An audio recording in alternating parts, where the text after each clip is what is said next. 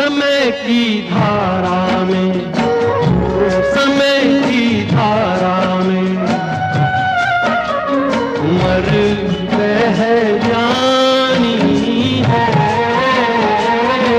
जो घड़ी जिएंगे, जो घड़ी जिएंगे वही रह जानी